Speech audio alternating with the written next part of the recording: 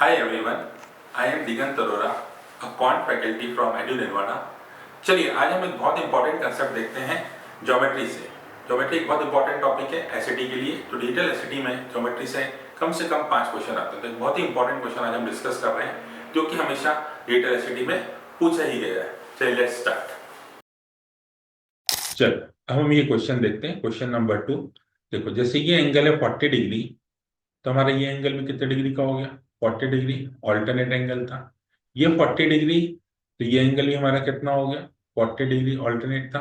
अब अगर हम ध्यान से देखें तो ये एंगल 40 और ये एक्स एक दूसरे के वर्टिकली अपोजिट है, तो हमारा एंगल एक्स भी कितना हो जाएगा? 40 degree. So my option is answer A. Thank you.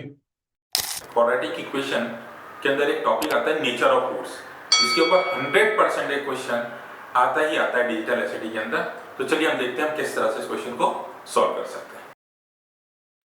तो चलो हमारा क्वेश्चन है x square plus B x plus 16 equal 0 in a quadratic equation shown b is constant for what value of b the equation has only one solution। जैसे ही हमने बोला one solution, और यहाँ पर हमारी इक्वेशन क्वाड्रेटिक है, मतलब जो हमारा वन सॉल्यूशन है वो इक्वल सॉल्यूशन का केस बनेगा। तो इक्वल सॉल्यूशन हमारी कंडीशन क्या होती है कि हमारा जो डिस्क्रिमिनेंट होता है वो 0 होता है। Discriminant means B square minus 4ac equal 0।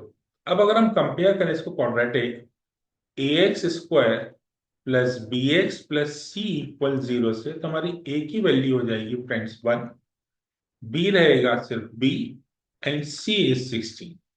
चलो अगर हम इसके अंदर कंडीशन में पुट करें तो हमारी कंडीशन है b square minus 4 times 1 times 16 equal 0। So b square minus 64 equal 0।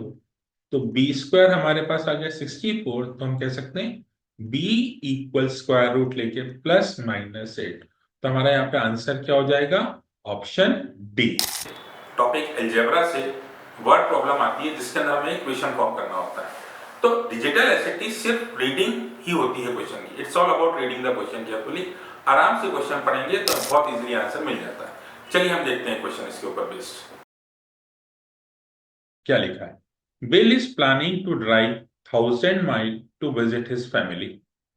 If he plans to drive 250 miles per day, which of the following represent the remaining distance d in miles that Bill will have to drive to reach his family after driving for n days?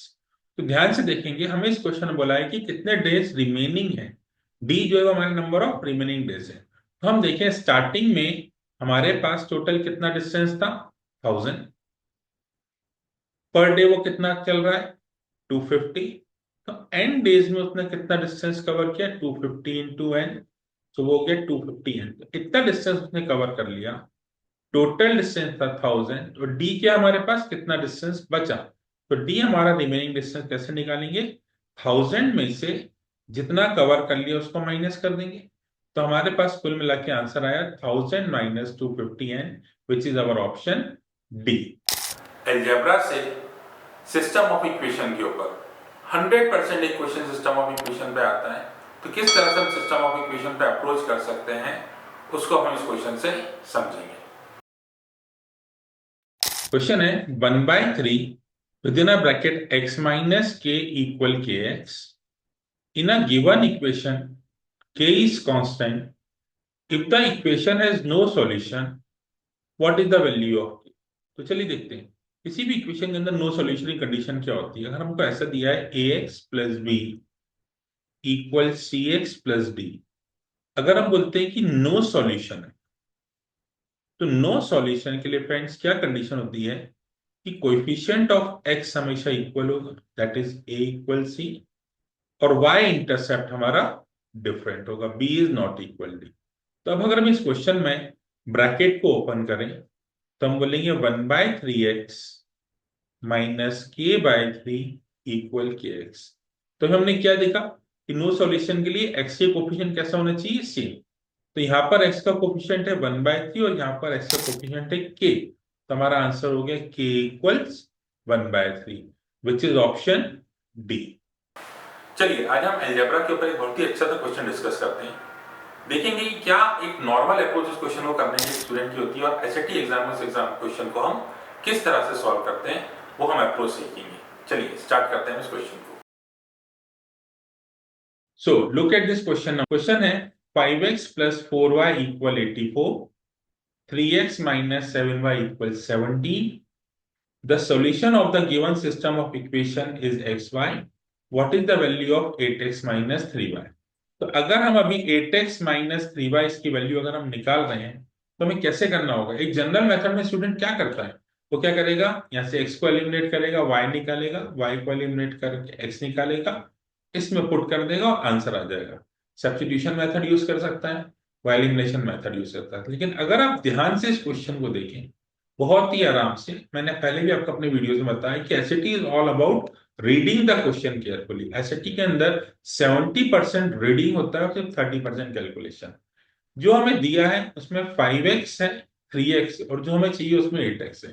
तो अगर मैं इन दोनों equations को add कर दूं तो मुझे बताओ 5x + 3x कितना हो जाएगा, 8x, 4y - 7y - 3y, और हम दोनों को ऐड कर रहे हैं 44 + 17 61। So my answer is 61।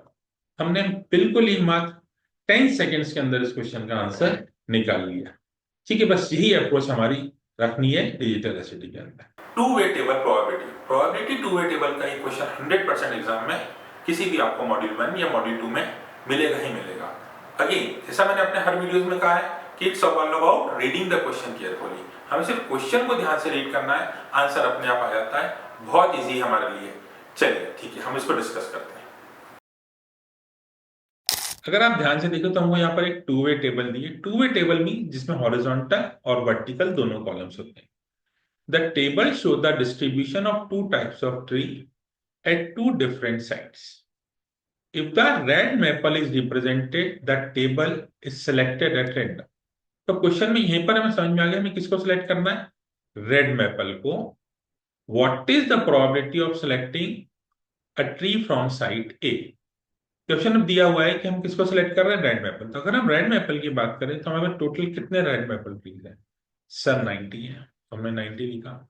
अब इसमें हमसे क्या बोल रहा है कि वो कौन से होना चाहिए, साइट ए से होना चाहिए। तो अब अगर हम ध्यान से इस क्वेश्चन को देखें तो साइट ए में हमारे पास कितने क्वेश्चन नजर आ रहे हैं, कितने ट्रीज हैं, सर 63 ट्रीज हैं।